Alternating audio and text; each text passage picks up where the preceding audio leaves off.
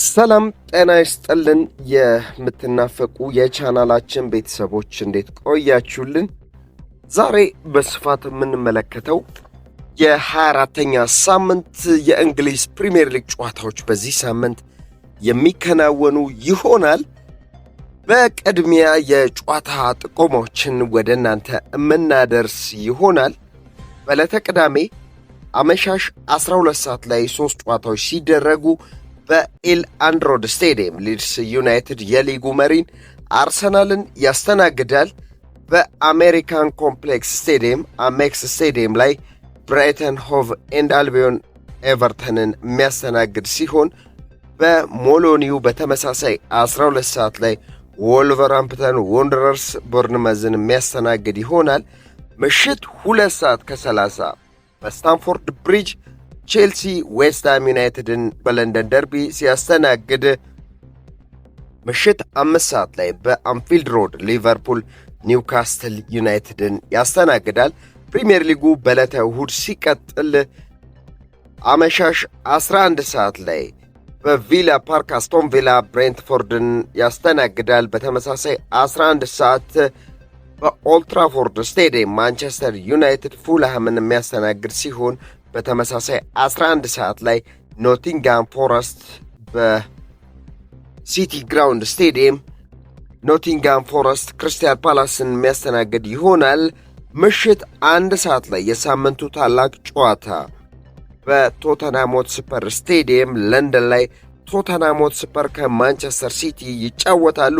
የ24ኛ ሳምንት የእንግሊዝ ፕሪሚየር ሊግ የመጨረሻ ጨዋታ በዕለተ ሰኞ በስቴዲየም ኦፍ ላይት ምሽት 5 ሰዓት ሰንደርላንድን ከበርንሌ በሚያደርጉት ጨዋታ የሚጠናቀቅ ይሆናል።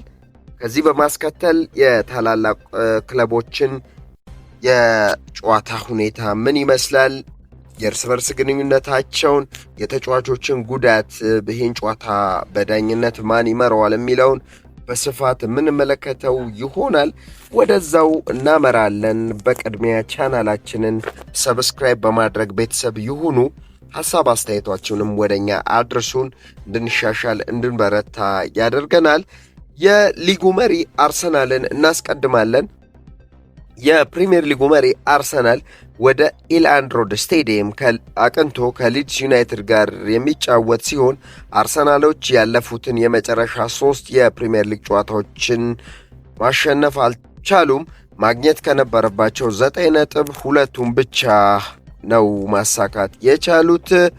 ይህን ውጤት በሊጉ የዋንጫ ጉዟቸው ላይ ትልቅ ስጋት የፈጠረ ሲሆን ተጋጣሚያቸውና ባለሜዳው ሊድስ ዩናይትዶች ላለመውረድ ትልቅ ተጋድሎን እያደረጉ ሲሆን ከ17ኛ ሳምንት በኋላ ሊድሶች ትልቅ መሻሻልን በማምጣት ከወራጅ ቀጠናው መውጣት ችለዋል።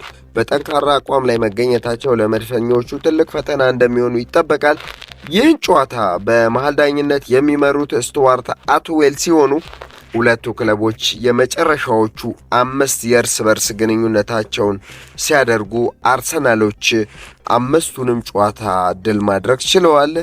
የአርሰናልን የጉዳት ዝርዝር ስንመለከት በዚህ ጨዋታ የተረጋገጠ ተጫዋች በጨዋታው የማይኖረው የአርሰናሉ ተስፈኛ ተጫዋች ማክስ ዳውማን ሙሉ በሙሉ በጨዋታው እንደማይኖር ተረጋግጧል። የዩሬን ቲምበር እና የዊሊያም ሳሊባ ጉዳይ ወይም የጉዳት ሁኔታቸው አጠራጣሪ ሁኔታ ውስጥ ይገኛል።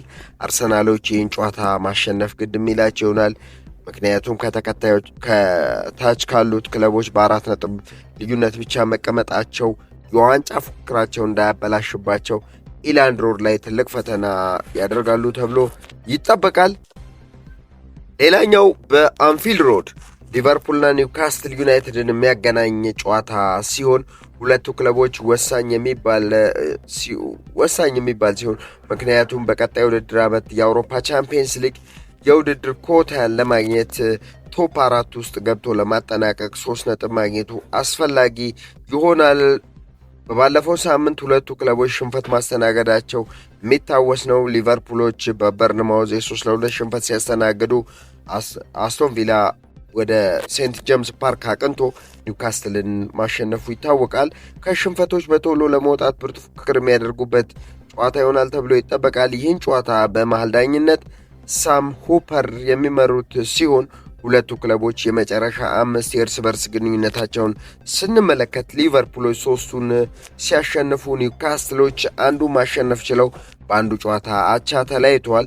በሊቨርፑል በኩል በጉዳት በጨዋታው የማይሰለፉ ተጫዋቾች ወይም ጨዋታው የሚያመልጣቸውን ተጫዋቾች ስንመለከት አሌክዛንደር አብርሃም ኢሳቅ፣ ዲየጎ ሊዮኔ፣ ባጄሲ፣ ጀርሜ ፍሬምፖንግ እና ጆ ጎሜዝ ጨዋታው የሚያልፋቸው ተጫዋቾች ናቸው። የአርነ ስሎት የአሰልጣኝነት ሁኔታ ጥያቄ ውስጥ እየገባ ነው የሚገኘው። በፕሪሚየር ሊጉ ብዙ ቢጠበቁም እስካሁን ነጥባቸው 23 ጨዋታ አድርገው 36 ነጥብ ነው ያላቸው። 6ኛ ደረጃ ላይ መቀመጣቸው ብዙ ጥያቄ እያስነሳባቸው ነው። በአውሮፓ መድረክ ግን በጥሩ ጉዞ ላይ ይገኛሉ። ምናልባት የሊቨርፑል አመራሮች ዣቪ አሎንሶን በቅርቡ ከሪያል ማድሪድ ጋር የተለያየውን አሰልጣኝ ዣቪ አሎንሶን የቀድሞ ተጫዋቻቸውን ወደ ቡድኑ በዋና አሰልጣኝነት ለማምጣት እያቀዱ እንደሆነ ብዙ እየተነገረ ይገኛል። ሌላኛው በለንደን ስቴዲየም በዕለተ እሁድ ምሽት 1 ሰዓት ከ30 ላይ በቶተናም ስቴዲየም የሳምንቱ ታላቅ ጨዋታ ቶተናምና ማንቸስተር ሲቲን የሚያገናኝ ሲሆን የሊጉ መሪ አርሰናልን እግር በእግር እየተከተለ የሚገኘው ወይም በ4 ነጥብ አንሶ የሚገኘው ማንቸስተር ሲቲ ወትሮም ፈተና የሚሆንበትን ቶተናምን ሲገጥሙ እንደሚቸገሩ ይታወቃል። የፔፕ ጓርዲዮላው ማንቸስተር ሲቲ ወጥ የሆነ ብቃት ማሳየት የተሳነው ሲሆን ተጋጣሚው የቶማስ ፍራንኮ ቶተናም አለ ሲባል የሚጠፋ የለም ሲባል በድንቅ ብቃት ላይ የሚገኙ ቶተናሞች በትልቅ ፈተና ይሆኑባቸዋል። ይህን ጨዋታ በመሃል ዳኝነቱ ሮብ ጆንስ የሚመሩት ሲሆን ሁለቱ ክለቦች የመጨረሻ 5 የእርስ በርስ ግንኙነታቸውን ስንመለከት ቶተናም የበላይነት አላቸው። ቶተናም 3ቱን አሸንፈዋል። ማንቸስተር ሲቲ 2ቱን አሸንፈው በቶተናም የበላይነት የቀጠለ ይገኛል። ያለፉት 5 ጨዋታዎች በዚህ ጨዋታ ላይ በሁለቱ ክለቦች በኩል በጉዳት የሚያገኙ ተጫዋቾች ወይም ይህ ጨዋታ የሚያመልጣቸው ተጫዋቾችን ስንመለከት በማንቸስተር ሲቲ በኩል በርካታ ተጫዋቾች በጉዳት ምክንያት ይህ ጨዋታ ያልፋቸዋል። ጆን ስቶንስ፣ ሮበን ዲያዝ፣ ኦስካር ቦብ፣ ጆስኮ ግቫርዲዮል እና ማቴዮ ኮቫሲች፣ ሳቪኒዮን የመሳሰሉ ተጫዋቾች ጨዋታው የሚያመልጣቸው ይሆናል። በቶተናም በኩል ሙሐመድ ኩዱስ፣ በርግቫል፣ ሮድሪጎ ቤንታንኮር፣ ቤን ዴቪስ፣ ፔድሮ ፖሮ እና ዲያን ኩሉሶቭስኪ፣ ጄምስ ማዲሰን የመሳሰሉ ተጫዋቾች ጨዋታው የሚያመልጣቸው ይሆናል። አሰልጣኝ ቶማስ ፍራንክ ቶተናምን በትልቁ ያሻሽሉታል ተብሎ ቢጠበቅም እስካሁን ያስመዘገቡት ውጤት አመርቂ የሚባል አይደለም። በአንጻሩ ማንቸስተር ሲቲዎችም ከባለፈው ውድድር ዓመት ጀምሮ በጥሩ ብቃት ላይ አይገኙም። ወጣ ገባ በሚል አቋማቸው ቀጥለዋል። በሳምንቱ አጋማሽ በአውሮፓ ቻምፒየንስ ሊግ የቱርኩን ታላቅ ክለብ ጋላታሳራይን አሸንፈው የመጀመሪያዎቹ 8 ቡድኖች ውስጥ ገብተው ማጠናቀቅ ችለዋል። ቶተናሞችን በተመሳሳይ በአውሮፓ ቻምፒየንስ ሊግ ጥሩ ጉዞ እያደረጉ የመጀመሪያዎቹ 8 ቡድኖችን ተቀላቅለው በቀጥታ ማለፍ የቻሉ ክለቦች ናቸው። ሌላኛው ጨዋታ በኦልድ ትራፎርድ ስቴዲየም አሰልጣኝ ሮበን አሞሪምን አሰናብተው በቅርቡ የቀድሞ ተጫዋቻቸውን ማይክል ካሪክን በጊዜ አሰልጣኝነት የቀጠሩት ማንቸስተር ዩናይትዶች በማይክል ካሪክ የሚመሩት ማንቸስተር ዩናይትዶች በሜዳቸው ኦልድ ትራፎርድ ፉልሃምን የሚያስተናግዱ ሲሆን ማንቸስተር ዩናይትዶች በሁለት ተከታታይ ጨዋታዎች ማንቸስተር ሲቲ እና አርሰናልን ማሸነፋቸው በትልቁ ተነሳሽነትን የሚፈጥርላቸው ይሆናል። ይህን ጨዋታ በመሃል ዳኝነቱ ጆን ብሩክስ የሚመሩት ሲሆን ሁለቱ ክለቦች የመጨረሻ 5 የእርስ በርስ ግንኙነታቸውን ስንመለከት ማንቸስተር ዩናይትድ 2ቱን ማሸነፍ ሲችል ፉልሃሞች በተመሳሳይ 2ቱን ማሸነፍ ችለዋል። አንዱን በፕሪሚየር ሊግ አንዱን በኤፍኤ ካፕ ነው በማንቸስተር ዩናይትድ ማሸነፍ የቻሉት። በአንድ ጨዋታ በአቻ ውጤት ጨርሰዋል። በማንቸስተር ዩናይትድ በኩል በጨዋታው በጉዳትና በሌሎች ምክንያት የማይሰለፉ ወይም ጨዋታው የሚያልፋቸው ተጫዋቾችን ስንመለከት ማቲያስ ደሊክት እና ጆሹዋ ዚርክዚ ፓትሪክ ዶርጉን ጨምሮ ጨዋታው የሚያልፋቸው ተጫዋቾች ናቸው። ምናልባት የጆሹዋ ዚርክዚ ጉዳት አጠራጣሪ ሁኔታ ውስጥ በመገኘቱ የመሰለፍ ዕድል ይኖረዋል ተብሎ ይጠበቃል። ማንቸስተር ዩናይትድ ያለፉትን 2 ጨዋታዎች ታላላቆቹን ክለቦች ማንቸስተር ሲቲ እና አርሰናል ማሸነፋቸው በዚህም ጨዋታ ላይ ከፍተኛ የማሸነፍ ግምት ተሰጥቷቸዋል። ሌላኛው በለንደን ስቴዲየም በስታንፎርድ ብሪጅ ስቴዲየም ላይ ቼልሲ ዌስትሃም ዩናይትድን የሚያስተናግድ ሲሆን ቼልሲዎች አዲሱን አሰልጣኝ ሊያም ጄምስ ሮሲየርን ከቀጠሩ በኋላ ቼልሲዎች ተከታታይ ጨዋታዎችን እያሸነፉ መምጣታቸው ይህን ጨዋታ የማሸነፍ ከፍ ያለ ግምት ተሰጥቷቸዋል። ተጋጣሚያቸው ዌስትሃሞች ላለመውረድ በሚደረገው ፉክክር ላይ 2 ተከታታይ ጨዋታዎችን በማሸነፋቸው ጥሩ ተነሳሽነትን ፈጥሮላቸዋል። ይህን ጨዋታ በመሃል ዳኝነት አንቶኒ ቴለር ሲመሩት ሁለቱ ክለቦች የመጨረሻ 5 የእርስ በርስ ግንኙነታቸው ቼልሲዎች 4ቱን ሲያሸንፉ ዌስትሃሞች በአንጻሩ አንዱን ጨዋታ ማሸነፍ ችሏል። በቼልሲ በኩል በጉዳት ምክንያት ጨዋታው የሚያመልጣቸውን ተጫዋቾች ስንመለከት ሮሚ ላቪያ፣ ቶሲን አደራባዮ፣ ላይቬ ኮልዊል እና ዳሬ ኡሱጉ በጨዋታው የማይሰለፉ በጉዳት የሚያመልጣቸው ተጫዋቾች ናቸው። ቼልሲዎች አሰልጣኝ ሊያም ጄምስ ሮሲየርን ከቀጠሩ በኋላ ተከታታይ የፕሪሚየር ሊግ ጨዋታዎችን ያሸነፉ መጥተዋል። በሳምንቱ አጋማሽ ወደ ደቡብ ጣሊያን ኔፕልስ አቅንተው ናፖሊን በዲያጎ አርማንዶ ማራዶና ስቴዲየም 3-2 አሸንፈው መመለሳቸው ጥሩ ተነሳሽነትን ፈጥሮላቸዋል።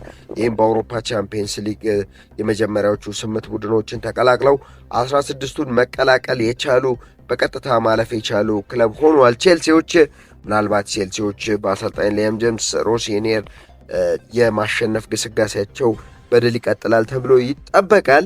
የሊጉን የደረጃ ሰንጠረዥ ስንመለከት አርሰናል 50 ነጥቦችን ይዞ ከአናት ተቀምጧል። ማንቸስተር ሲቲ በ46 ነጥብ በ4 ነጥብ ዝቅ ብሎ ሁለተኛ ደረጃ ላይ ሲቀመጥ የኡናይ ኤምሪ የበርሚንግሃሙ ክለብ አስቶን ቪላ በ46 ነጥብ በተመሳሳይ በማንቸስተር ሲቲ በጎል ብቻ ተበልጦ ሶስተኛ ደረጃ ላይ ሲቀመጥ በአሰልጣኝ ማይክል ካሪክ በጊዜያዊነት እየተመራ የሚገኘው ማንቸስተር ዩናይትድ በ38 ነጥብ አራተኛ ደረጃ ላይ ሲቀመጥ የሊያም ጄምስ ሮሲየሩ ቼልሲ 37 ነጥቦችን ሰብስቦ አምስተኛ ደረጃ ላይ ሲቀመጥ የአርነ ስሎቱ ሊቨርፑል በ36 ነጥብ ስድስተኛ ደረጃ ላይ ተቀምጧል። በወራጅ ቀጠና ላይ የተቀመጡ ክለቦችን ስንመለከት ዌስትሃም ዩናይትድ ያለፉትን 2 ጨዋታዎች በማሸነፉ ነጥቡን 20 አድርሶ 18ኛ ደረጃ ላይ ተቀምጧል። በርንሌ በ15 ነጥብ 19ኛ ደረጃ ላይ ሲቀመጥ ወልቨርሃምፕተን ወንደረርስ በ8 ነጥብ በወራጅ ቀጠና ላይ የተቀመጡ ክለቦች ናቸው።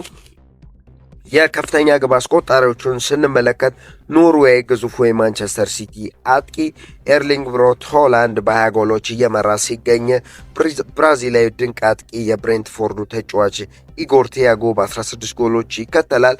በቅርቡ በዚህ በጃንዋሪ የዝውውር መስኮት ከበርንማውዝ ለቆ ማንቸስተር ሲቲን የተቀላቀለው ጋናዊ ጥበበኛ አንቶን ሰመኔ በ11 ጎሎች ተከታትለው የከፍተኛ ጎል አስቆጣሪነቱን እየመሩ ይገኛሉ። የዛሬ መረጃዎቻችንን እዚህ ጋር ስናጠቃልል በሌሎች ወቅታዊና አዳዲስ መረጃዎች እስከምንገናኝ ለምትደግፏቸውና ለምትወዷቸው ክለቦች መልካም ውጤትን እየተመኘን በሰላም በጤና በፍቅር ቆዩልን። ዋዛ የስፖርቱ መዓዛ